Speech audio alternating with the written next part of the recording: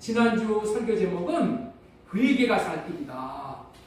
회개가 살 길이다. 이런 제목 하에 첫 번째, 계시로 받은 최고의 가르침은 회개이다. 최고의 가르침이 회개야, 회개. 회개를 통해서 예수님 안에 들어가자. 하여튼 우리는 예수님 안에 들어가야 돼.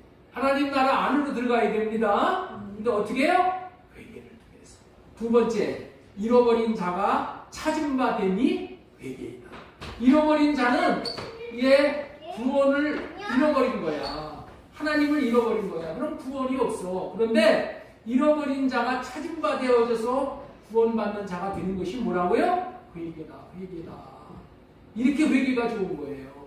여러분들, 우리가 회개가 좋은 것이 정말 뼈저리게 깨달아지면은 그때서부터 인생이 복된 인생이 출발이 되는 겁니다. 지난주 예배를 마치고 기쁘다 구주 오셨네라는 큰 현수막을 이렇게 건물 바깥에다가 내걸었어요. 매년 거르지 않고 이렇게 하고 있습니다. 이유는 예수 그리스도가 이 땅에 오신 사실이 너무도 기쁜 소식이라는 것을 알리기 위함이에요. 세상에는 어디에도 기쁜 소식이 없으나 예수 그리스도 안에 참된 기쁨이 있다는 것을 알고 성탄의 주인공이 예수 그리스도를 마음에 영접하여 세상이 줄 수 없는 참된 기쁨, 영원한 기쁨과 평안을 누릴 수 있기를 바라기 때문이었어요. 성탄절을 맞이할 때마다 예수 그리스도가 우리에게 이런 큰 기쁨을 주시려 오셨기 때문에 마음이 참으로 기쁘고 즐겁지만은 한편으로는 마음이 참 무겁고 아픈 것이 있어요. 왜냐하면 세상 사람들은, 믿지 않는 사람들은 성탄이 자신에게 무슨 유익이 있냐 이렇게 생각을 하는 거야. 그리고 아주 무관심한 태도를 보이고 때로는 배척하기도 하기 때문입니다. 그러나 우리는 알아야 하는 거예요. 예수 그리스도 밖에는 이 세상에는 참 기쁨이 없는 거예요. 참 기쁨이란 사람 안에 있는 영혼이 누리는 기쁨이에요. 그런데 세상은 이 영혼이 누리는 기쁨이 참된 기쁨이고 이 기쁨만이 우리가 영원히 누릴 수 있는 기쁨이라는 것을 모르기 때문에 육의 기쁨을 취하려 하지만은 육신으로부터 오는 모든 기쁨은 일시적인 것뿐이라는 거예요. 그래서 저와 여러분들은 잘 분별해야 하는 거예요. 하나님은 육으로는 영원한 기쁨을 누릴 수 없도록 만들어 놓으셨어. 이거를 알아야 돼. 이거 잘 알아야 돼. 하나님은 육으로는 영원한 기쁨을 누릴 수 없도록 그렇게 만들어 버리셨어. 이것이 인간을 향한 하나님의 뜻인 거예요. 그렇기 때문에 육이 누리는 기쁨은 일시적인 기쁨에 불과하다는 것을 명심하고 또 육으로 누리는 기쁨을 지속적으로 누리려고 하는 생각도 버려야 되는 거예요. 왜 그렇게 해야 하는가 하면은 하나님께서 그렇게 창조해 놓으셨기 때문인 거예요. 하나님께서 왜 이렇게 창조를 해 놓으셨는가 하면은 육을 통해서 얻는 일시적인 기쁨에 취해서 이런 육을 통해서 기쁨을 얻으려는 생각에 빠져버린다면은 영이신 하나님이 주시는 참 기쁨이 있다는 것을 알지 못하게 되어요. 그리고 알지 못하니까 받고자 하는 마음도 생기지 않게 되는 거예요. 하나님이 우리 영에게 주시는 기쁨만이 참된 기쁨인 것을 모르게 되면은 영원한 기쁨도 모르게 되는 거예요. 경험할 수 없게 되는 거예요. 그래서 우리들은 육을 통해서 얻는 기쁨을 지속적으로 영원히 누리려고 하는 생각과 마음을 할례받고 버려야 되는 거예요. 과감하게 버려야 되는 거예요. 그리고 육으로 기쁨을 얻는 것은 일시적인 것으로 만족해야 한다는 거예요. 그런데 착각해서 이 육신으로 얻는 기쁨이 자신에게 영원히 줄 수 있는 기쁨으로 알고 영원히 누리려고 한다면은 육은 결국에는 망그러지고 말게 된다. 이게 무슨 말씀인지 지금 계속 따라오실 수 있으신 거죠? 예. 예를 들면 이런 거예요. 예를 들면은 단 것이 좋다고 단 것이 주는 맛이 자신에게 기쁨을 준다고 하더라도 일시적으로 단맛을 누리는 것으로 그쳐야 된다는 거야. 계속 단맛을 누리려고 단 것을 계속 취하여 먹어버리게 되면은 나중에는 당뇨병에 걸리게 되고 결국에는 만병의 원인이 되는 것이잖아요. 탄산 음료가 주는 기쁨을 일시적으로 취하고 그쳐야지 계속 탄산 음료를 먹음으로 그 기쁨을 지속하려고 하면은 나중에는 이빨이 망그러지고 모든 장기들이 다 망그러지게 되는 것이잖아요. 마약도 마약이 주는 일시적인 기쁨이 있어요. 하지만 마약을 한번 먹는다고 기쁨을 계속 줄 수 있는 것이 아니기 때문에 그 기쁨이 떨어지면 또 마약을 취해서 섭취하고 또 마약을 취해서 섭취해. 그 기쁨을 영원히 누리려고 한단 말이에요. 결국에는 마약 중독에 걸리게 되어 몸을 극도로 망치게 되는 것이고, 술이 주는 기쁨이 있어요. 그 기쁨 때문에 술을 좋아하고 술을 취하고 싶은 생각이 들게 되어도 일시적으로 그쳐버려야 되는 거예요. 그런데 그치지를 못하고 계속 밤이고 낮이고 술을 즐기려고 하면은 나중에는 어떻게 돼요? 이 손이 떨리는 거예요. 손이 떨려. 그리고 중풍이 오게 되는 거예요. 그래서 주님께서는 술 취하지 말라라고 하시는 거예요. 에베소서 5장 18절 보겠습니다. 술 취하지 말라. 이는 방탕한 것이니 오직 성령으로 충만함을 받아라. 이 술 취하지 말라는 것은 세상에 취하지 말라는 그런 아주 광범위한 의미가 있는 것이죠. 육을 통해서 얻는 것은 이처럼 일시적인 기쁨을 주는 것으로 만족하고 절제를 해야 하는 거예요. 하나님이 그렇게 사람을 만들어 놓으셨어요. 그런데 역행하여 계속 누리려고 하면은 문제가 반드시 생겨나는 거예요. 모든 부귀영화 공명도 여인들의 미모도 다 일시적인 기쁨을 주는 것에 그치게 되어 있는 거예요. 누가 그렇게 그치도록 해놓으셨다고요? 하나님께서 육으로 얻는 기쁨을 그렇게 해놓으셨다는 거예요. 이유가 뭐라고요? 육에 빠져들게 하지 못함으로 영원히 하나님을 바라보고 하나님이 주시는 영원한 기쁨을 받아 누리게 하시려는 그런 깊으신 뜻이 있는 거예요. 그런데 이러한 이치를 모르고 이런 일시적으로 주는 기쁨을 자신으로 연장해 보고자 자신의 인생을 걸고 산다면은 그 사람은 진정으로 어리석은 삶을 사는 것이고 어리석은 짓을 함으로 하나님을 대적하고 사는 거예요. 예수 그리스도가 성탄의 기쁨을 하나로 안고 우리에게 오신 이유가 무엇입니까? 육의 것으로 채워지는 것, 육의 것을 채우는 것으로 만족하며 삶으로 온통 육에 빠져서 살다가 영원한 저주로 떨어져 버릴 인생들, 영원한 기쁨을 모르는 인생들에게 하나님이 주시는 영원한 기쁨이 있음을 알게 해서 그 기쁨을 사모함으로 바라보고 마침내 얻게 됨으로 영원한 기쁨을 누리며 주의 뜻이 무엇인지를 분별하여 어리석지 않게 지혜로운 자로 성령의 충만함을 받고 성령을 따라서 살도록 하시기 위해서 오셨다는 거예요. 에베소서 5장 8절 말씀드리겠습니다. 술 취하지 말라. 이는 방탕한 것이니 오직 성령의 충만함을 받으라. 16절 여러분들 같이 한번 읽겠습니다. 세월을 아끼라. 때가 아깝니라. 오직 주의 뜻이 무엇인가 이해하라. 그렇다면 주님의 뜻은 무엇일까요? 주님의 나라와 의를 구하며 삶으로 모든 것이 더해짐을 경험하고 사는 거예요. 마태복음 6장 33절에 그런즉 너희는 먼저 그의 나라와 그의 의를 구하라. 그리하면 이 모든 것을 너희에게 더하시리라. 그의 나라와 그의 의를 구함으로 이 모든 것이 더해지는 삶을 살아감으로 말미암아 지속적인 기쁨, 영원한 기쁨을 누릴 수 있게 하시자는 거예요. 세상의 술에 취해서 살면은 몸에 문제가 반드시 오지만은 그의 나라를 구하여 살 때 주시는 성령의 충만함에서 오는 기쁨은 아무리 추구해도 부작용이 없어. 기쁨만이 넘치게 되는 거예요. 내 안에서 성령이 주시는 기쁨은 아무리 아무리 많이 구하고 구하더라도 문제가 생길 게 없어. 몸이 망가지는 게 없어. 더 잘 돼. 더 기쁨이 충만해지고 더 온전해지고 이렇게 된다. 이번 성탄에도 이러한 기쁨을 주시기 위해서 오신 주 예수 그리스도는 우리가 이 영원한 기쁨을 누리도록 하기 위해서 천국으로 오신 거예요. 천국으로. 그래서 이 천국을 주시기 위해서 먼저 회개하라. 천국이 가까이 왔다라고 말씀하셨습니다. 회개하는 것이 천국의 기쁨을 얻게 되는 출발선이 된다는 말씀이에요.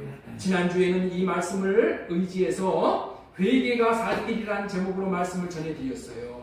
오늘도 이 회개가 너무나도 중요하기 때문에 회개하면서 누리는 이 축복을 더 알려드리기 위해서 회개가 살 길이라는 동일한 제목으로 하나님의 말씀을 대언하도록 하겠습니다. 사람은 몸과 영혼으로 이루어진 존재예요.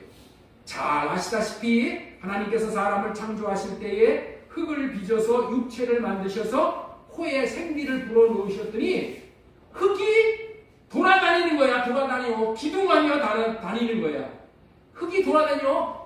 하나님이 생기를 여기다 불어넣으셨더니 흙이 움직인다니까. 그래서 하나님의 창조 명령인 그의 나라와 그의 의를 구하는 삶을 살 수 있도록 해주셨어. 돌아다니며 살며 창조 명령을 이루며 살아갈 수 있는 존재로 80년, 90년을 살다가 죽으면은 흙에서 온 우리의 몸은 흙으로 돌아가야 돼. 흙에서 온 우리의 육체는 흙으로 돌아가고 하나님에게서 온 영혼은 우리 마음 안에 있는 영혼은 반드시 하나님께 돌아가도록 되어 있는 거예요. 그런데 문제는 일평생 살면서 죄를 지은 영혼은 영원한 기쁨을 주시는 하나님께 돌아갈 수가 없어요. 돌아갈 수가 없다니까. 돌아갈 데가 없어. 그래서 영벌, 다시 말해서 영원한 심판을 받으러 지옥으로 가야 된다. 그리고 히브리서 9장 27절 한 번 죽는 것은 사람에게 정해진 것이고 그 위에는 심판이 있으니 반드시 심판이 있다는 거예요. 이 심판이 상상을 초월하는 무서운 심판인데 불못에 던져지는 심판이에요. 계시록 21장 8절 말씀 그러나 두려워하는 자들과 믿지 않은 자들과 흉악한 자들과 살인자들과 음행하는 자들과 점술가들과 우상 숭배자들과 거짓말하는 모든 자들은 불과 유황으로 타는 못에 던져지리니 이것이 둘째 사망이야. 이런 범법자들은 불과 유황으로 타는 못에 들어가는 심판을 당하게 되는데 이 심판을 둘째 사망이라고 하는 거예요. 죄가 이토록 무서운 거예요. 죄가. 사람은 이 심판이 얼마나 무서운 심판인지 상상을 못하지만은 죄를 지은 자들에게는 이런 심판이 있다는 것을 분명히 밝혀 놓으시는 그런 말씀이 이 말씀이에요. 세상 사람들은 죽으면 구천을 떠돈다고 하지만은 죽은 영혼이 구천을 떠돈데 절대 그런 것이 아니에요. 절대 그런 것이 아니고 지옥에 들어가는 심판을 받는다는 거예요. 이 심판을 일명 둘째 사망이라고 부릅니다. 그렇다면 지옥이란 도대체 무엇일까? 지옥이란 도대체 어떤 곳이냐? 둘째 사망을 당하는 자들이 가는 곳이 지옥이라고 분명히 말씀을 합니다. 둘째 사망을 당하는 곳이 어디라고요? 지옥. 여기서 사망이라는 말이 나오는데 사망이 무엇인지 잠시 말씀을 좀 드리고 넘어가겠습니다. 사망이라는 것은 사전적인 정의로는 사람의 목숨이 끊어지는 것을 사망이라고 해요. 예. 우리 흔히 그런 얘기를 하잖아요. 사람이 죽어서 병원에서 사망 선고서를 받으면 어떻게 돼? 동사무소에 가서 사망 신고하러 간다 그러죠.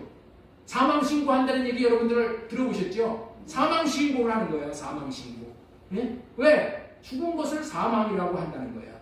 의사들이 사람이 사망했다는 표현을 뭐라고 하냐면은 영어로 expire라고 해요. expire라는 그 의미가 뭐냐? 호흡이 끊어졌다. 이 표현을 expire. 그래서 의사들이 사람 이렇게 죽은 사람 오면은 들여다보고 죽었으면 거기다 써 expire. 익스파이어. 호흡이 끊어졌다는 거예요. 이 호흡이 끊어지는 사망을 첫째 사망이라고 하는 거예요. 첫째 사망이 뭐라고요? 호흡이 끊어지는 사망이에요. 로마서 6장 23절 죄의 싹슨 사망이요 하나님의 은사는 그리스도 예수 우리 주 안에 있는 영생이다. 죄를 지음으로 말미암아 사람의 육신의 호흡이 끊어져. 육신의 호흡이 끊어져 흙으로 돌아가는 사망을 말하는 거야. 이 호흡이 끊어져서 흙으로 돌아가는 것도 죄 때문에 죽는 거야. 예. 이 첫째 사망은 육신이 죽는 사망으로 모든 육체에 임하는 사망이지만은 죽은 것으로 끝나지 않는다는 거예요. 때가 되면은 반드시 죽은 육체를 하나님이 어떻게 한다? 죽은 육체를 다 살려. 죽은 육체를 살려가지고 또 둘째 사망을 당하게 하는 거예요. 그 얘기가 계시록 20장 13절 말씀이에요. 자, 바다가 그 가운데 죽은 자들을 내주고, 바다가 죽은 자들을 내어준대. 예? 바다가 죽은 자들을, 바다에 빠져서 죽은 사람들 많잖아요. 이 죽은 자들을 붙들고 있었어, 바다가. 그런데 내준다는 거야. 내준다는 얘기는 다시 죽은 자들이 살아난다는 거야. 사망과 음부도 그 가운데서 죽은 자들을 내주며 다 내줘버려. 이 얘기가 뭐냐? 하나님이 내달라고 하는 거야. 하나님이 살려버리면 내주는 거야. 예? 그래서 내주며 각 사람이 자기의 행위대로 심판을 받고 사망과 음부도 불못에 던져지니 이것은 둘째 사망 곧 불못이라. 누구든지 생명책에 기록되지 못한 자는 불못에 던져지더라. 바다가 붙잡고 있던 자들, 사망과 음부가 죽음으로 붙잡고 있던 자들을 내준다는 말이, 이 말이 부활시킨다는 거야. 부활시킨다는 거야. 다시 말해서 죽은 자들이 살아나서 심판을 받게 된다. 다시 말해서 심판받기 위해서 다시 살린다, 이런 말이에요. 하나님은 죄 지은 자들을 얼마나 철저하게 심판하시는가 하면은 첫 번째 사망을 시켜서 육신의 호흡이 끊어지게 하셔. 그리고 다시 살리셔서 두 번째 사망을 시키시는 분이에요. 첫 번째는 육신을 사망을 시키고 다시 살려서 두 번째로는 영원히 사망을 당한 자들을 철저히 심판을 시키는 거예요. 영원한 심판을 불못에서 당하게 하는 거예요.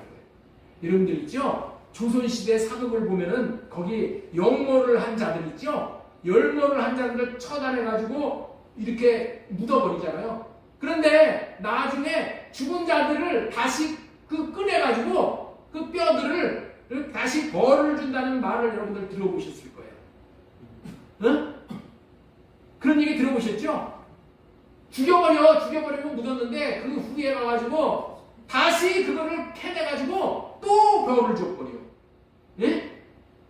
하나님은 첫 사망을 당하여 죽은 자들을 다시 살리시어서 두 번째 사망 당하게 하실 정도로 죄를 철저하게 응징하시는 분이시라는 것을 우리가 여기서 알 수 있습니다.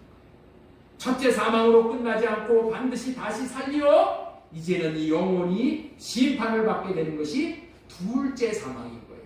이 영원히 받게 되는 이 심판은 영원한 심판이야. 왜? 이 영혼은 죽지 않기 때문에, 영원히 살아있기 때문에 영원한 불못에서의 심판이야.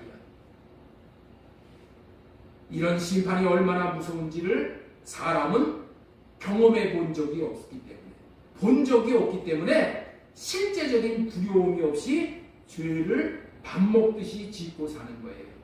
그러나 우리 하나님은 이 심판이 얼마나 무서운지를 아시기에 어떻게든 그 불못에 던져지지 않기를 바라심으로 죄를 짓지 말라고 하는 것이지만은 우리는 죄를 짓는 기계와 같은 자들이야.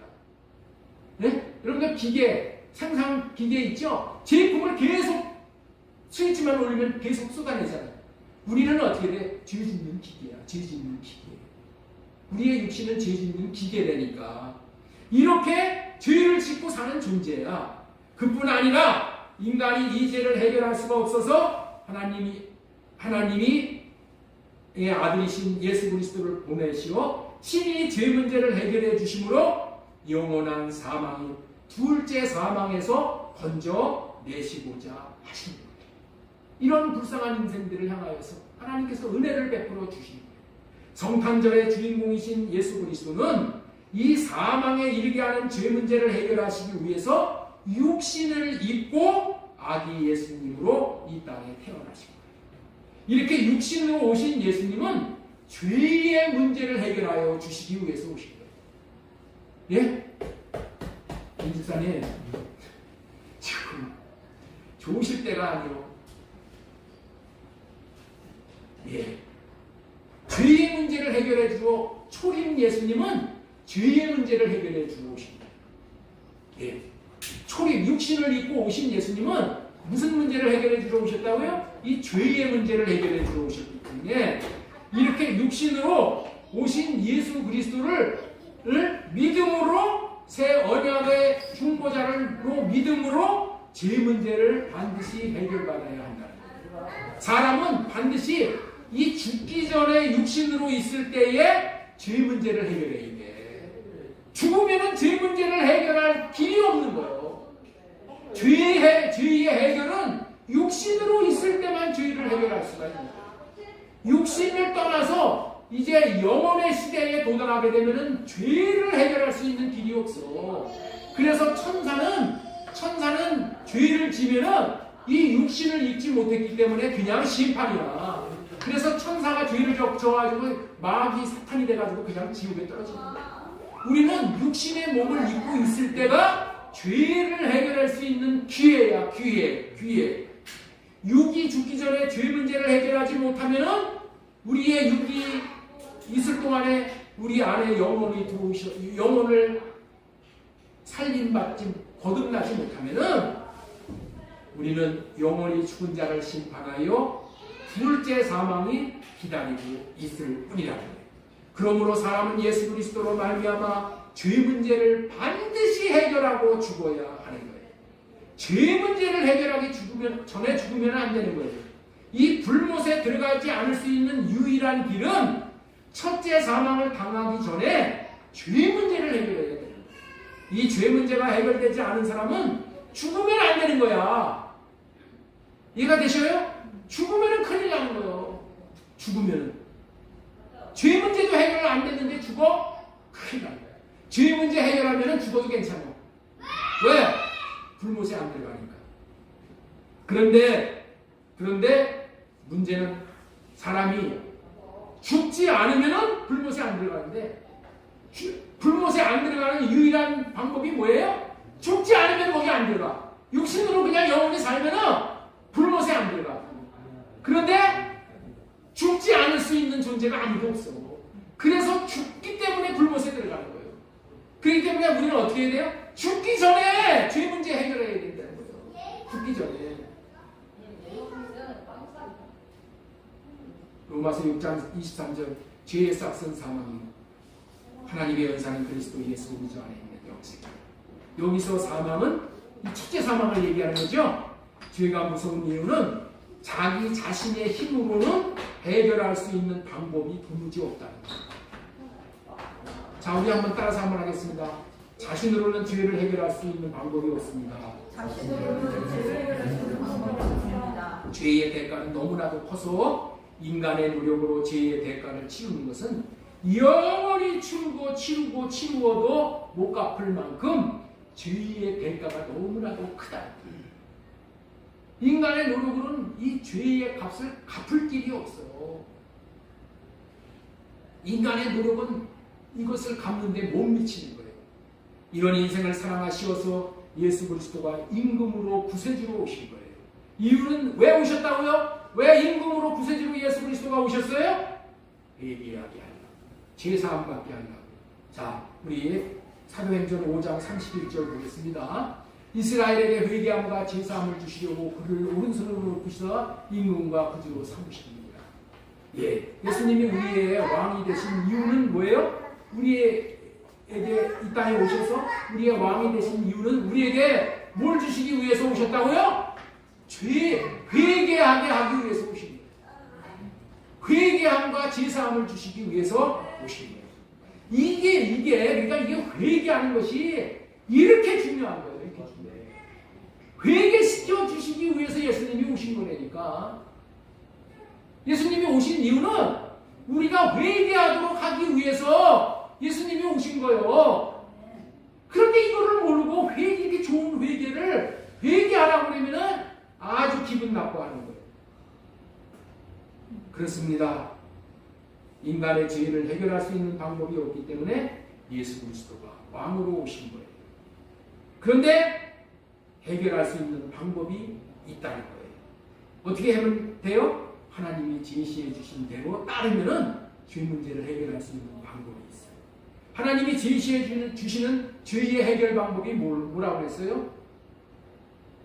하나님이 제시해 주는 죄의 해결 방법이 뭐라고 했어요? 네? 회개하는 것이라고 말씀을 드렸습니다. 회개는 하나님이 죄 문제를 해결하시도록 하는 마중물과 같은 거야. 네? 인간이 회개할 때 하나님은 죄를 사해 주시는 거야. 이것이 인간이 죄를 해결할 수 있는 유일한 방법이야. 회개함으로 죄 문제 해결하여 우리는 주님 앞에 어여시 당당하게 담대하게 설 수 있게 되는 거예요. 저와 여러분들이 이런 방법으로 죄 문제를 해결받을 수 있게 되었다는 것을 알고 감사해야 될 줄로 믿습니다. 하나님은 이런 회개를 통해서 둘째 사망에 이르는 죄의 문제를 해결해 주시기를 원하시는 분입니다. 그래서 회개하라고 하시는 분이에요. 회개함으로 말미암아 망하지 않는 길이 있음을 알려주시는 내용이 누가복음 13장에서도 소개를 해주시고 있습니다. 자, 우리 누가복음 13장 4절 한번 큰 목소리로 한번 읽겠습니다. 시작! 또 실로암에서 망대가 무너져 치어 죽은 18명의 사람이 예루살렘에 거한 다른 사람보다도 더 죄가 있는 줄 아느냐? 너희에게 이르노니 아니라 너희도 만일 회개하지 아니하면 다 이와 같이 망하니라. 실로암이라는 동네에 망대가 무너져 버려가지고 18명이 죽는 일이 벌어졌어요. 사람들이 그 죽은 사람들을 보고 뭐라고 했냐면은 저거 죽은 사람들 저거 죄가 많아가지고 죽었어 이렇게 말하는 것을 예수님이 보신 거예요. 그래서 예수님이 여기서 한마디를 하시는 거예요. 그 죽은 사람이 너희들보다 죄가 많아서 죽은 것이 아니야. 너희들도 회개하지 않으면은 죽은 사람들과 같이 똑같이 망하해 하시면서 회개가 망하는 것을 막을 수 있는 유일한 방법이라고 말씀을 하십니다. 주님께서 이와 같은 알기 쉬운 말씀을 통해서 회개가 얼마나 좋은 것인가를 말씀하고 계시고요. 회개는 참으로 복된 것이에요. 참으로 좋은 것이에요. 우리들에게 더할 나위 없이 복이 되는 것이 회개라는 거예요. 그래서 오늘은 회개할 때 받는 복에 대해서 3가지 기가 막힌 복 3가지를 말씀을 드리고자 하는 겁니다. 자, 주님께서는 우리들에게 없어서는 안 될 복에 대해서 아주 명백하게 말씀하시는데 그 복을 받는 방법으로 제시하신 것이 뭐라고요? 회개.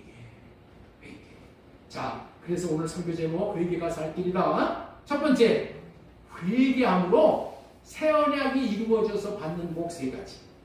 회개하면은 새 언약이 이루어져 복 3가지를 받을 수 있다. 첫 번째, 회개하면은 새 언약을 이루시어서 제사함을 받게 하십니다. 이게 최고의 복. 회개할 때 새 언약을 이루시어서 제사함을 받게 해주십니다. 자, 우리 사도행전 3장 19절을 보겠습니다. 그러므로 너희가 회개하고 돌이켜 너희 죄 없이 함을 받으라. 이같이 하면은 새롭게 되는 날이 주 앞으로부터 이를 것이고 새 언약을 믿음으로 회개하고 돌이키는 것이 죄사함을 받게 된다는 거예요. 그렇습니다. 회개할 때 주님은 그 잘못했다고 하는 고백을 기히 여기심으로 새 언약이 이루어지게 해주시어 죄사함을 받게 해주십니다. 예, 오늘 여기에 오신 분들은 참 복된 분이시오. 왜? 이 말씀을 듣고 깨달아짐으로 인해서 여러분들이 불못에 안 들어갈 수 있게 돼요. 이거보다 더 복이 어딨어? 불못에 안 들어가게 해주는 것보다 더 복이 어딨어? 그 시간보다도 더 복된 시간이 어딨어? 예? 그러니까 우리 오늘 정신 바짝 차리고 이 말씀 건져야 됩니다.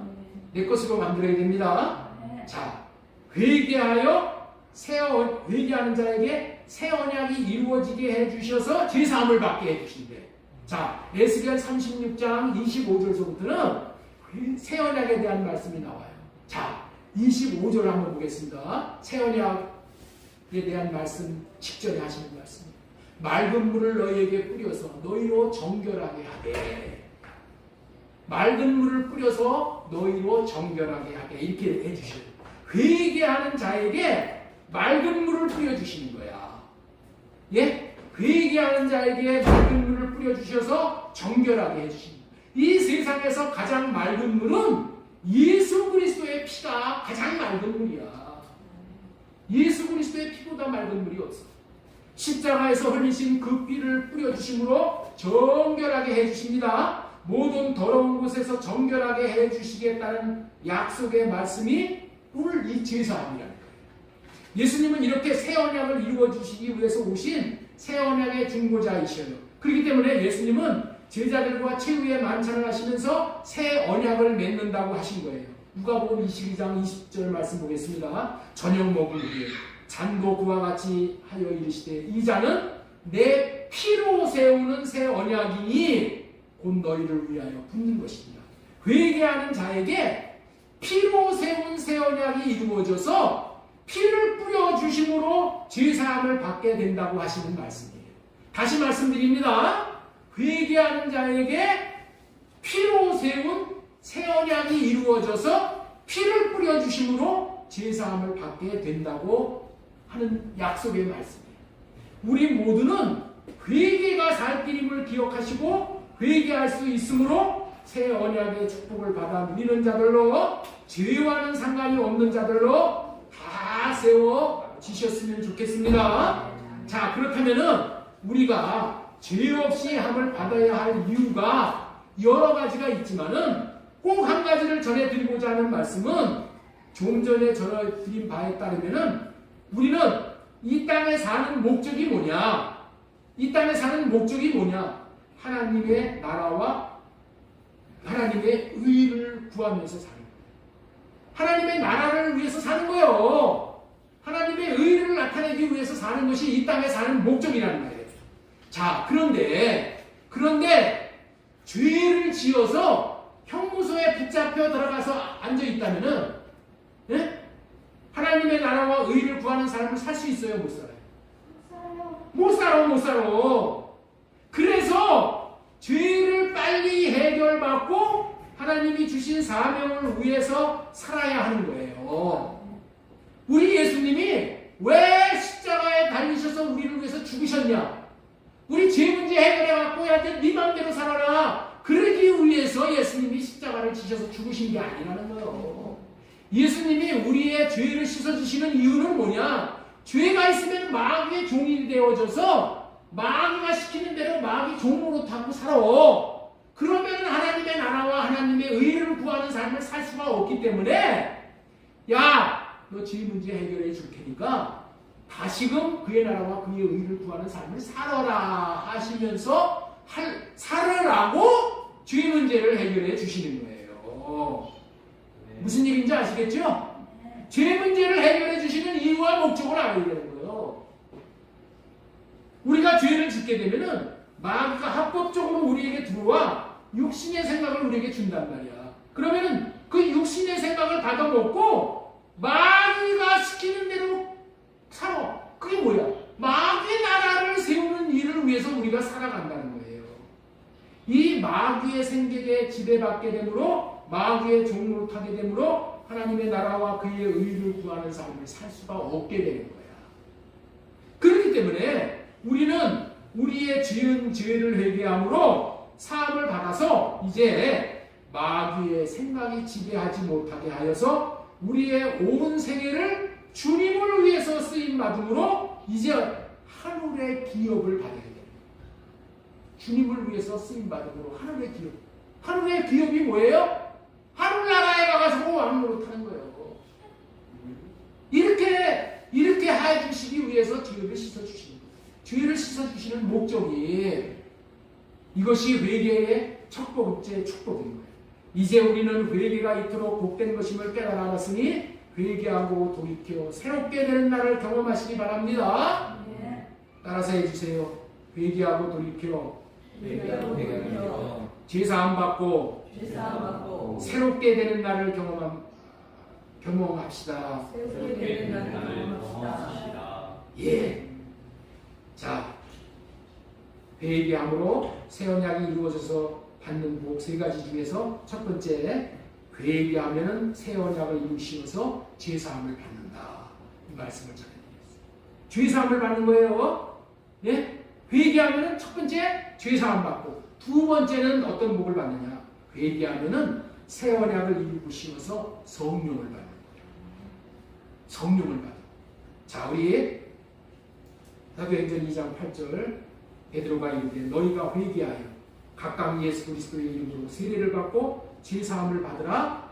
그리하면 성령을 선물로 받으리니. 모든 인생에서 가장 크나큰 축복은 지난주의 말씀으로는 뭘까요? 인생에서 가장 축복인 것은 뭐야? 그게 축복이 뭐예요?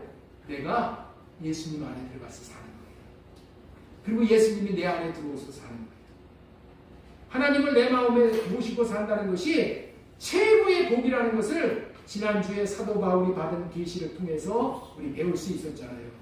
우리가 주님 안에, 주님이 우리 안에입니다. 이렇게 되어지는 것이 최고의 복음이라고 성경은 증언을 하고 있는 거예요. 그렇다면은 우리가 주님 안에, 주님이 우리 안에 어떻게 들어오십니까?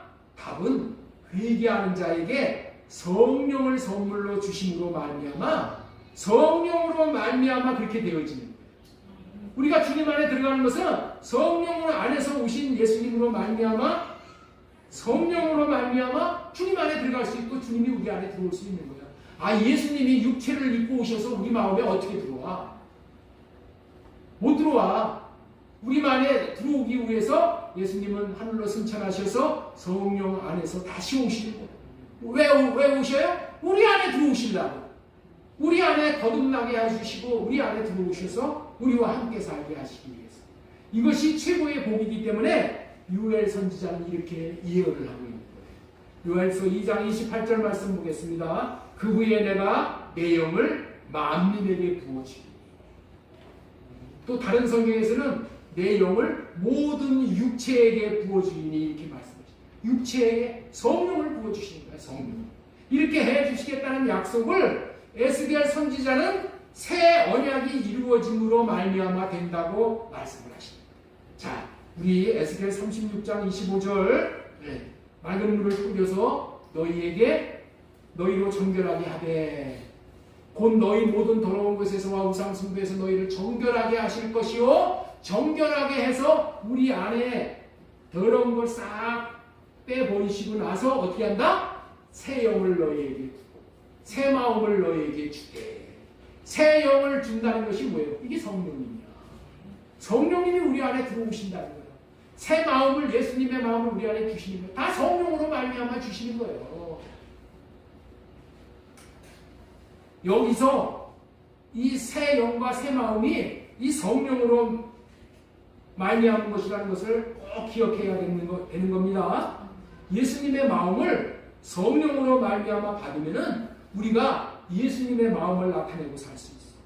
그래서 모든 율례를 다 지켜 행할 수 있게 되어집니다. 예? 내 영을 너희 속에 두어 너희로 내 율례를 행하게 하리니 너희가 내 규례를 지켜 행할지. 이 율례가 뭐예요? 하나님 사랑, 이웃 사랑이야. 이렇게 성령으로 말미암아 우리가 하나님 사랑, 이웃 사랑의 최고의 계명을 지킬 수 있게 되어지는 거예요. 사랑하며 살 수 있는 것보다 잘 사는 삶, 성공적인 삶은 없잖아요. 회개할 때 부어주시는 성령이 이토록 중요한 일을 행해 주신다는 거예요.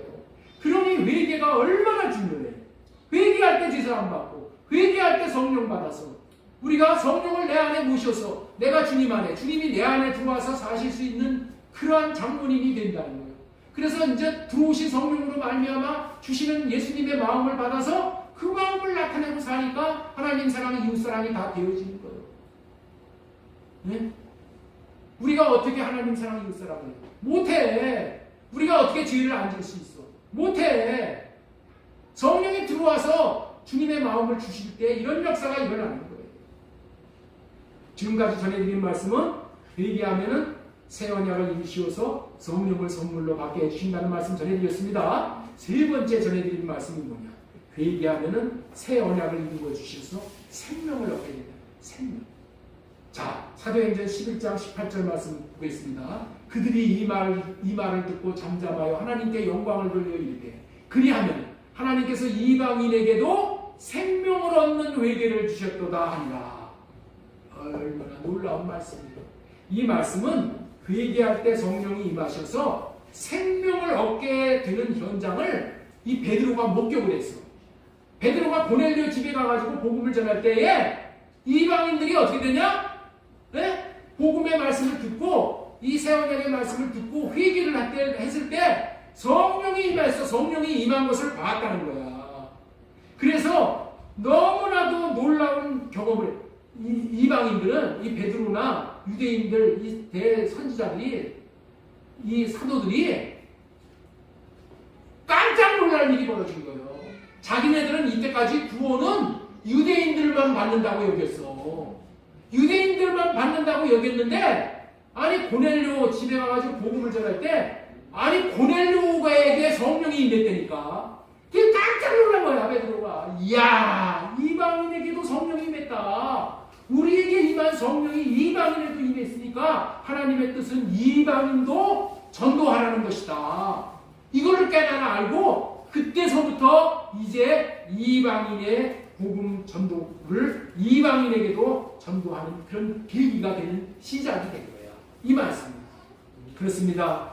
회개하면 하나님은 유대인이건 이방인이건 불문하고 부자건 가난한 자건 말 배운 자든 못 배운 자든 그런 거 다 불문해. 다 불문해. 회개하면 성령을 주시. 아무리 잘 배우고 잘 먹고 잘 살고 부귀영화 공명 누려도 새 언약을 이루어 주시는 예수 그리스도의 이름으로 회개하지 않으면 아무 소용이 없어. 아무 소용이 없어. 하나님은 말씀하시고 이루시는 분이에요. 새 언약으로 주신 말씀이 28절에 보면은 이렇게 되어 있어요. 내가 너희 조상들에게 준 땅에서 너희가 거주하면서 내 백성이 되고 나는 너희 하나님이 되리라. 여기서 내 백성이 되고라는 이 말이 뭐냐? 하나님이 주시는 생명을 받았다는 거예요. 하나님은 하나님이 주시는 생명을 받은 자를 뭐라고 부르냐? 하나님의 자녀라고 부르는 거예요. 하나님의 생명을 받아야지 하나님의 아들이라고 부릅니다. 하나님의 생명을 받아야 하나님의 백성이 되는데 여기서 그렇게 말씀하잖아요. 내가 너희 조상들에게 준 땅에서 너희가 거주하면서 내 백성이 되고 너희는 나는 너희의 하나님이 됩니다. 예? 모두가 생명을 얻는 칭호야, 칭호. 이게 뭐예요? 아들, 자녀, 백성. 다 하나님의 생명을 얻는 그러한 칭호야, 칭호. 생명을 얻었다는 칭호야. 회개가 얼마나 복이 되는지에 대한 말씀 또 두 구절만 또 보고 넘어가도록 하겠습니다. 자, 역대하 7장 14절 보겠습니다. 내 이름으로 일컫는 내 백성이 그들의 악한 길에서 악한 길에서 떠나는 게 이게 뭐예요? 회개잖아요. 스스로 낮추고 기도하여 내 얼굴을 찾으면 내가 하늘에서 듣고 그들의 죄를 사하고 그들의 땅을 고칠지다. 악한 길에서 떠나 회개하고 돌이킬 때 죄를 사하시고 땅을 고쳐주시겠다는 약속이에요. 우리는 알아야 할 것이 있습니다. 하나님 앞에 죄를 지면은 땅이 저주를 받아 농작물을 내지 않아요. 그런데 하나님의 백성들이 주님 앞에 무릎 꿇고 회개하면은 하나님께서 땅을 고쳐주시기 때문에 풍년이 오게 되는 거예요. 이런 게 우리나라도 제가 어렸을 때마다 매년 흉년이 들었어. 10년 흉년이 들었는데 이 땅에 예수 믿는 자들이 많아짐으로 인해서 이제 연년 풍년이 들어. 그런데 저 이북은 뭐예요? 지금도 흉년이야, 흉년. 왜? 땅에 뭘 심어도 소산이 안 나와. 내가 하나님을 배반하니까 땅이 나를 배반하고 거역을 하는 거예요. 그래서 이북에는 땅에서 곡식을 얻을 수가 없어서 어떻게 돼? 산에 가가지고 나무 뿌리 뜯고 나뭇잎 따다가 그거를 자기의 먹거리로 삼는다. 그래서 미국 사람들, 내려온 사람들 보면은 산에 저렇게 우리나라에 나무가 많은 걸 보면은 너무너무 좋다는 거야. 야, 굶어 죽을 일이 없다. 저렇게 나무들이 잎이 풍성하니까 거기 가서 그냥 먹으면 되는구나. 이랬다는 거야. 그 정도로 곡식을 안 내는 거예요. 곡식을 안 내는 거예요. 여러분들, 땅이 저주를 받았을 때에 고치는 것은 간단한 거예요. 그냥 하나님 앞에 회개하고 할례 받으면은 그냥 회복이 되는 거예요. 하나님이 복을 주셔서 나는 올해 들어서 깜짝 놀라는 일이 지금 있어요. 그건 뭐냐면은 이 앞에 은행나무가 암놈, 순놈이 있어. 은행나무에서 은행 열매가 엄청나게 맺어서 떨어지는데 이 앞쪽에서 올해는 은행이 안 열려요. 은행이 안 열려요. 나는 그래서 이것이 지금 이 목사를 향한 하나님의 경고로 여기고 있어요. 우리나라 사람들이 지금 어떻게 돼요? 교회를 떠나. 하나님을 떠나. 하나님을 떠나면은 우리가 제일 먼저 땅이 단호해서 곡식을 합니다. 강화에 처갓집도 은행나무가 안 열리는 거예요. 우리 아는 양방울 목사님이 시골에서 농사를 짓는데 올해 그렇게 곡식이 수확이 잘 안 돼요. 이게 무슨 징조인가? 하나님을 떠나 이렇게 되는 거예요. 지금 우리나라가 경제가 지금 추락을 하고 있어요. 삼성전자 주가가 꼰대박질을 하고 있어요. 우리가 깨어 기도해야 돼요. 회개하고 할례 받으면 회복이 되는 거예요. 이런 복된 결과를 가져오는 회개를 할 수 있도록 해주시기 위해서 예수님이 탄생하신 거예요. 지금까지는 회개함으로 받을 수 있는 세 가지 복에 대해서 전해드렸습니다. 회개하는 것이 이렇게 귀한 것이라는 것을 이제 깨달아 알게 되었으니까 이제는 회개하며 살아야 되겠다는 마음이 드셨는 줄로 믿습니다. 날마다 성령으로 호흡하고 성령으로 회개하는 거예요. 땅이 회복이 돼요. 그래서 저와 여러분들에게 이렇게 귀한 회개를 확실하게 잘할 수 있게 있어야 하겠기에 이 두 번째 송제목으로 전해드리고자 하는 말씀은 참 회개로 인정해 주시고 할례해 주시는 회개라는 소제목으로 말씀을 전해드리겠습니다. 자, 우리 한번 두 번째 페이지에 우리 같이 한번 읽겠습니다. 시작. 참 회개로 인정해 주시고 할례해 주시는 회개. 자, 먼저 회개의 이상적인 샘플에 대해서 열왕기하 22장 19절 말씀을 드렸습니다. 내가 이곳과 그 주민에 대하여 빈터가 되고 저주가 되리라 한 말을 내가 듣고 마음이 부드러워져서 여호와 곧 내 앞에서 겸비하여 옷을 찢고 통곡하였으므로 나도 내 말을 들었도다. 본래 회개는 자기의 잘못을 알았을 때 잘못했다고 인정해야 회개를 할 수가 있는 것이잖아요. 그런데 문제는 자기의 잘못을 스스로는 모른다는 거야. 내 잘못은 나는 몰라. 왜 그래? 나에게는 항상 자기 자신은 후한 점수를 주거든. 그래서 나를 몰라. 그래서 반드시 자기의 잘못을 지적을 받는 것이 꼭 필요한 거야. 그런데 문제는 자기가 잘못했다고 사람이든 하나님의 말씀이 지적을 할 때에 자세가 중요하다. 자세가. 내가 이곳과 그 주민에 대해서 빈터가 되고 저주가 되리라 한 말을 듣고 하나님이 이렇게 이 터가 이 사람들이 다 망해가지고 빈터로 남을 거다. 그리고 저주가 다가올 것이다. 이렇게 얘기를 하신 거야. 말씀을 하셨어. 그렇게 말씀을 들을 때에 네가 듣고 하나님의 지적의 말씀을 하잖아. 하나님이 잘못됐다고 판단을 하시고 정죄를 하시잖아. 그리고 경고의 말씀까지 하잖아요. 저주가 임할 것이다. 그럴 때에 이 지적해주는 말에 회개하고 돌이키지 않으면은 이것과 그 주민에 대해서 빈터가 되고 저주가 될 것이다. 이렇게 아주 무서운 말씀을 지금 하고 있잖아요. 예? 경고의 말. 이런 말을 들으면은 대부분의 사람들은 이렇게 반응을 하는 거예요. 내가 무슨 잘못을 했다고 그러느냐? 기분 나빠하는 거예요. 그리고 심하면 신경질을 내고 화를 내고 더 심하면 어떻게 돼요? 대어들기까지 하는 거예요. 이런 마음을 여기서는 무슨 마음이라고 하냐? 굳은 마음. 굳은 마음이라고 하는 거예요. 딱딱한 마음이야. 이런 마음 땅은 생명의 씨가 뿌리를 내릴 수가 없어요. 그런데 회개할 수 있는 사람은 그런 말을 들었을 때도 마음이 부드러워지는 거예요. 마음이 부드러워지는 거예요. 마음이 어떻게 된다고요? 부드러워진단 말이야. 이런 사람을 겸비한 사람이라고 하는 거예요. 그리고 그런 지적을 받고서 한 귀로 듣고 한 귀로 흘러버리고 말아버리는 것이 아니라 옷을 찢고 통곡을 한다고 되어 있는 거예요.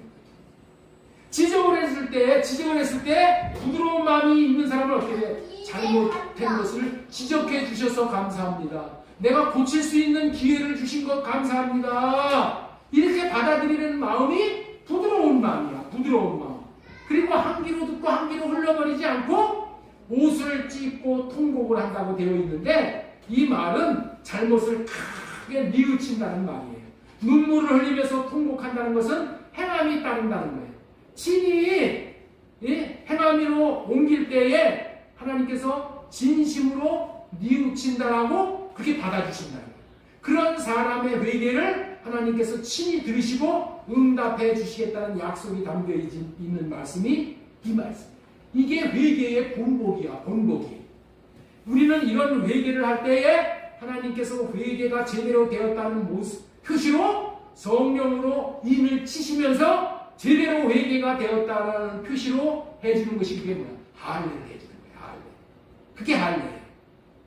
그런데 이런 회개를 할 수 있는 사람, 할 수 있는 것은 사람의 어떠함으로는 불가능한 거예요.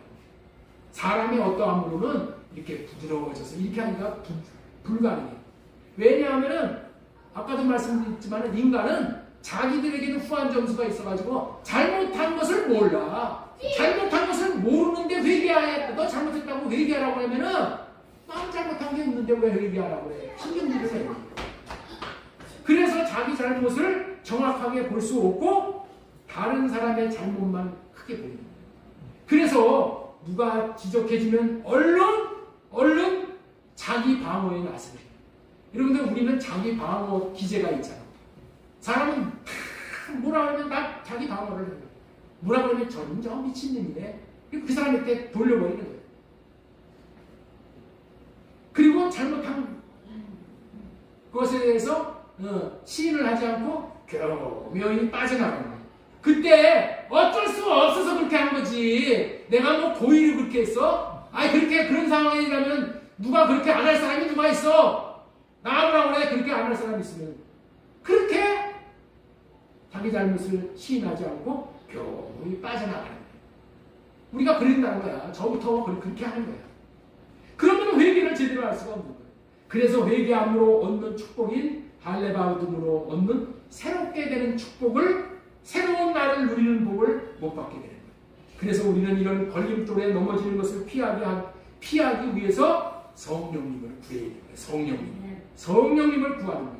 성령으로 호흡함으로 구하는 거예요. 그래서 저 뒤에 유인물 성령으로 호흡하게 해주세요. 계속 그 얘기를 하는 거예요. 성령이 오셔서 하는 일은 죄를 깨닫게 해주십니다. 자, 우리 요한복음 16장 7절 보겠습니다. 보혜사가 너희에게로 오시지 아니할 것이요 가면 내가 그를 너희에게로 보내리니 그가 와서 죄에 대해서 의에 대해서 심판에 대해서 세상을 책망하시리라. 보혜사 성령이 오시면은 죄가 무엇인지를 책망해 주셔. 보혜사 성령을 구하는 사람은 여러분들 이걸 알아야 돼. 성령이 오셔서 제일 먼저 행하는 일이 뭐라고요? 나를 책망해 준다. 나를 책망해 줘. 이 책망을 받는 것이 이게 최고의 축복이라니까. 책망받아야지 내가 죄가 뭔지를 알게 되는 거예요. 그래서 이 책망을 책망을 해주실 때 내 자신이 얼마나 큰 죄를 짓고 사는 것이 깨달아져서 내 잘못을 인정하면 마음이 부드러운 마음이 되는 거예요. 부드러운 마음이 되고 더 나아가서 어떻게 돼요? 통곡하는 마음이 되는 거예요. 그래서 참된 회개를 할 수 있는 거예요. 성령이 오셔서 책망을 하면은 책망을 하더라도 시험이 안 들어. 사람이 책망을 하면 시험이 들지요. 그런데 성령이 오셔서 책망을 하면은 시험이 안 들어. 제가 이 신학교로 오기 전에 하나님께서 나에게 큰 책망을 하셨어요. 무슨 책망을 했냐면은 어려서부터 저보러 신학을 하라고 그렇게 말씀을 많이 했는데 내가 다 거부했거든. 그랬더니 하나님이 뭐라고 그러냐면은 야, 너 왜 내 말을 안 듣냐? 네가 내 말을 안 듣고 사업한다고 그래가지고 너 뭔 소득 본 거 있냐? 이렇게 책망을 하셨어. 크게 책망을 하신다고 했어. 그리고 내 현실을 알려준 거야. 네? 내가 현실을 알려준 거야. 야, 네가 내 말 안 듣고 네가 가가지고 너 뭐 지금 결과 보면 뭐 좋은 거 있냐? 기어코 그냥 뭐 밥이나 먹고 살고 그냥 남에게 손 벌리지 않고 그리고 살았어. 하나님이 그런 은혜를 베풀어 주셨지. 책망을 했을 때 내가 기분 나빠하지 않았어. 야, 아주 그렇구나. 내 실존이 깨달아지는 거야. 그러면서 내가 뽀뽀를 하신 거예요. 그래서 이 신학교를 들어가서 이 자리에 오게 된 거예요. 성령이 오셔서 책망을 하시면 시험 들지 않고 오히려 은혜가 되고 막 눈물이 막 나는 거예요. 콧물이 막 나는 거예요. 그 말씀이 스가랴서 12장 10절 말씀이에요. 그러나 내가 다윗 지방과 예루살렘에 사는 사람들에게 은혜를 구하는 영과 용서를 비는 영을 주겠다. 이 성령이 오면은 용서를 빌게 된다니까. 성령이 오셔서 책망을 하면은 어떻게 된다? 아이고 하나님, 내가 죽을 죄를 졌습니다. 용서해 주세요. 잘못 살았습니다. 이렇게 하나님 앞에 통곡을 해. 그럴 때에 하나님이 뭐 해주신다? 스가랴서 13장 1절 말씀이겠습니다. 그날이 오면은 샘 하나가 터져서 다윗 지방과 예루살렘에 사는 사람들의 죄와 더러움을 씻어줄 것이다. 그날이 오는 것이 어떤 날이에요? 회개하고 통곡해서 자기의 잘못을 깨닫고 뉘우칠 때에 샘이 하나가 열린다. 샘이 열려. 십자가에서 샘이 열려. 그래서 다윗 집안과 예루살렘에 사는 사람들의 죄와 더러움을 씻겨줘. 누구의 죄를 씻어준다고요? 다윗 지방과 예루살렘에 사는 사람들의 죄와 더러움을 씻는 거예요. 예? 아무나 씻는 게 아니요. 다윗 지방과 예루살렘에 사는 사람들이 어떤 사람이야? 새 언약을 믿는 사람들이에요. 이 사람들을 믿는 사람들에게 샘이 열려서 씻겨주는 거예요. 이와 같이 성령이 오셔서 우리에게 하나님이 인정하실 수 있는 회개를 할 수가 있게 되어져 온전한 회개가 되었다고는 증거로 할례를 해주십니다. 이 할례를 일명 또 무슨 할례라고 그러냐? 무슨 세례라고 그러냐? 성령 세례라고 합니다. 이렇게 해주시겠다는 언약이 새 언약입니다. 이 새 언약을 믿음으로 말미암아 은혜를 구하는 영과 용서를 비는 영을 부어주겠다고 약속하신 바대로 영을 부음받게 되면은 참된 회개가 터짐으로 말미암아 진정한 회개가 이루어져서 하나님의 나라가 임하여 기쁨을 얻게 되어 감사하게 되는 역사가 이루어지는 겁니다. 여기서 회개에 대해서 조금 시간이 있으니까 너무 중요한 거에 대니까 말씀 좀 더 전해드리겠습니다. 회개에 대해서 더 깊은 회개의 세계. 회개도 이 회개의 세계가 있었어요. 세계. 이거에 대해서 잠깐 말씀을 전해드립니다. 회개는 자, 여기까지 못 들으신 분들, 집중하지 못하신 분들도 이거 하나만은 깨닫고 가십니다. 대박이야, 대박. 예? 이때까지는 다 아는 얘기 전해드렸어요. 뭐 전해드렸어요? 회개하면은 새 언약이 이루어져서 죄 사함 받는다. 두 번째, 성령 받는다. 그 다음에 하나님의 생명을 받는다. 이 말 전해드렸죠? 우리 세 가지 받으면 다 받는 거예요. 이 세 가지를 한 번에 다 받을 수 있는 게 뭐예요? 회개야. 회개. 회개가 이렇게 좋은 거예요. 예, 우리 날마다 회개하고 살면은 최고의 대박치는 인생이 되는 거예요. 자, 그런데 회개가 모범되는 샘플되는 회개가 뭐라고 했죠? 성령으로 말미암아 이제 내가 주의를 깨달아져서 통곡하면서 눈물을 흘리면서 콧물을 흘리면서 이 회개하게 될 때 이것을 하나님께서 마음으로 하는 회개가 돼서 인정을 해주시고 할례를 해주시고 이게 성령 세례다. 자, 그런데 또 다른 회개의 깊은 세계에 대해서 말씀을 드릴 때 뭐냐면은 회개는 하나님의 말씀에 비답해서 서 있을 때 지적해 주시는 말씀인 이 정죄의 말씀을 듣고 회개하는 것도 너무 중요한 거예요. 그러나 회개는 사랑이 바탕에 깔려서 하는 회개래야 정말 깊은 회개, 통곡이 나오는 회개를 할 수 있다는 것을 말씀드리고 싶은 거예요. 여러분들 율법이 나를 판단해 줄 때 성경을 보고 아이고 내가 잘못했구나 그 깨닫고 회개하는 거 이런 회개는 깊은 회개에 못 들어가는 경우가 많아요. 예? 그래서 이 말씀을 드리는 거예요. 율법으로 판단하여서 순종하지 못하는 것을 회개하는 것은 깊은 회개에 들어가지 못하는 경우가 대부분이에요. 회개를 해도 회개해야 되기 때문에 회개를 하지만은 이런 것은 마음 깊은 곳으로부터의 회개인 통곡이 나오지 않는 회개야. 여러분들 회개할 때 눈물, 콧물을 흘리며 통곡하며 회개를 한 경험이 있습니까? 이 통곡하며 하는 회개를 할 때에 회개가 제대로 되었다고 성령이 확증시켜 주시면서 성령께서 말로 다 할 수 없는 기쁨을 내 안에 충만하게 주십니다. 성령으로 회개하면은 기쁨이 샘솟듯이 나오는 거예요. 이게 회개하는 자가 받는 축복이에요. 내 마음에 주체할 수 없는 기쁨이 솟아나요.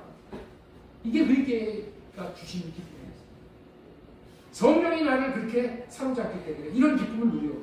회개는 율법을 지키지 못한 죄를 붙잡고 회개하려고 하면은 이런 회개가 안 나와. 대신에 하나님의 사랑이 깨달아져서 하나님이 사랑이 깨달아져서 회개하는 회개는 통곡의 얘기입니다. 여러분들 있죠? 이 얘기가 이런 얘기야.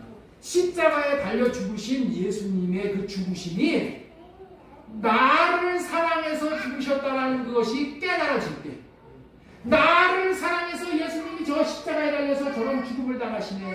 나 때문이야. 나를 건지시기 위해서 내 죄 때문이야. 이것이 성령으로 깨달아지면은 대성통곡이야. 대성통곡. 그때에 샘리. 그게 회개하는 영을 주셔서 그런 역사가 일어나는 거예요. 예를 들면 이런 거예요. 내가 이 얘기를 잠깐만 하는데 일평생 부모에게 부여하던 아들이 어머니가 돌아가셨어요. 어느 순간에 어머니의 그 얼굴 모습, 주름살이 깊이 박히고 손이 나무짝같이 그렇게 된 마른 모습, 그런 것이 어느 날 순간에 그게 깨달아져. 그랬을 때 그 어머니가 그런 지경에 이르기까지 나를 사랑하셨다는 거예요. 나를 먹이시고 나를 입히고 나를 학교 보내고 나를 밥이나 제대로 먹게 하기 위해서 우리 어머니가 그렇게 고생하셨다는 것이 어느 순간에 깨달아진 거예요. 깨달아질 때 어떻게 돼? 자기가 그 어머니에게 효도하지 못하고 불효막급하게 살아갔던 그 삶이 통곡이 나오면서 회개가 돼요. 통곡. 그때에서부터 어머니를 사랑하고 어머니에게 효도를 하게 돼요. 이것이 철이 들었다고 하세요. 우리 주님에게도 마찬가지예요. 사랑의 바탕으로 주님이 나를 사랑하심으로 이런 역사가 있었다는 것을 그 사랑이 깨달아질 때에 참된 회개가 커지게 된다는 것을 우리는 기억하면서 이 회개 우리도 할 수 있도록 성령에게 구해서 성령으로 말미암아 이 회개가 이루어지는 대강절 기간이 되어졌으면 좋겠어요. 대강절 기간은 뭐예요? 주님의 오시기를 기다리는 거예요. 회개하는 자에게 주님이 오시오. 새 언약을 이루어주시오. 그래서 성령을 부어주시고 그리고 생명을 부어주시오. 자, 지금 두 번째 참회계로 인정해 주시고 할례해 주시는 회개가 됐습니다. 자, 세 번째 잠깐만 자, 세 번째 대지 한번 보겠습니다. 나라가 이렇게 된 것에 회개함으로 회복됐습니다. 하나님께서는 나라와 위정자를 위한 기도를 하라고 하셨어요. 이유는 우리 모두가 평안한 생활을 할 수 있게 되는 길이 나라를 위해서 위정자를 위해서 기도하라고 했잖아요. 자, 우리 디모데전서 2장 1절 보겠습니다. 그러므로 내가 첫째로 원하는 모든 사람을 위하여 간구와 기도와 도고는 중보야. 중보기도. 로와 감사를 하되 임금들과 높은 지위에 있는 모든 사람을 위하여 하라. 이는 왜 그렇게 하냐? 우리가 모든 경건과 단정함으로 고요하고 평안한 생활을 하려 합니다. 여러분들 있죠? 대통령이 정치를 잘하고 편안하게 정치 생활을 잘 해야지 그 피해를 우리가 안 보고 덕을 봐. 대통령이 흔들려버리면, 위정자들이 흔들려버리면 그 피해를 다 누가 보는 거예요? 우리가. 나라가 심히 어려움에 빠져들고 있어요. 모든 권세는 하나님이 세우신 것인데 이 백성이 대통령을 위하여 기도하는 대신에 대통령을 판단하고 정죄한 것이 너무나도 많잖아요.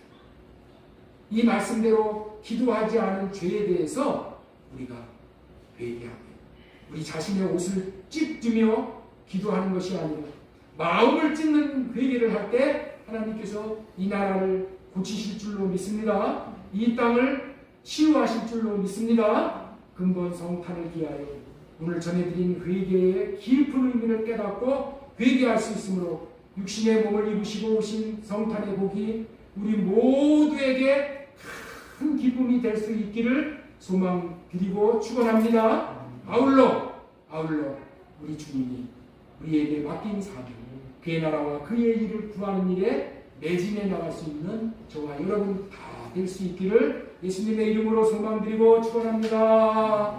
아멘.